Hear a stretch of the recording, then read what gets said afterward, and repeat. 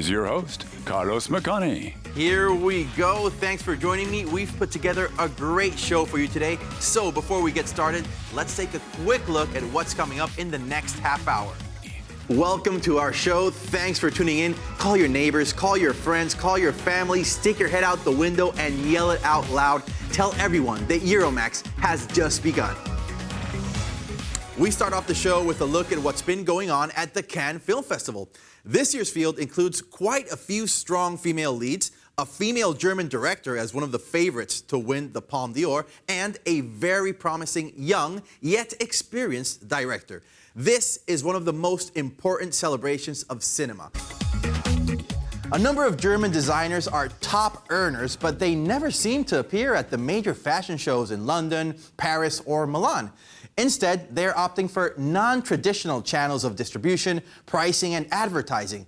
They seem to be doing things on their own terms and succeeding at it. So even if they are frowned upon by most of the high fashion world, they don't seem to care because they are laughing all the way to the bank. I really like cheese. Some of you might even say I'm cheesy. I know you think so. Anyways, cheddar, camembert, Edam, Gouda, and Emmental might seem to you like different types of cheeses, but to me, they sound more like places in Europe. It is the largest natural underground lake known in Europe. If it sounds like an amazing place to visit, that's because it is. But don't just take my word for it. In our next report, we get to see all the images. I'd like for you to meet a British designer and carpenter who has developed an ingenious method for making furniture from the ground up, literally.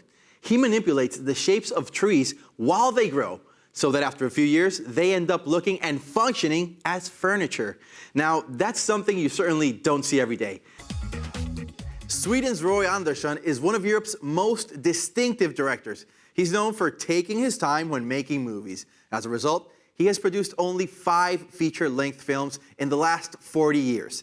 His latest project took home the Golden Lion at the 71st Venice International Film Festival in 2014. We got an exclusive peek into his eccentric world. And while we are enjoying unusually mild temperatures in Berlin, things are a lot different up in Norway. But over there, they sure know how to make the best of the extreme weather conditions. They put together an annual event which takes place on a frozen lake. And the highlight is a nighttime concert where the musicians play instruments made out of ice. It's true, and here are the images to prove it.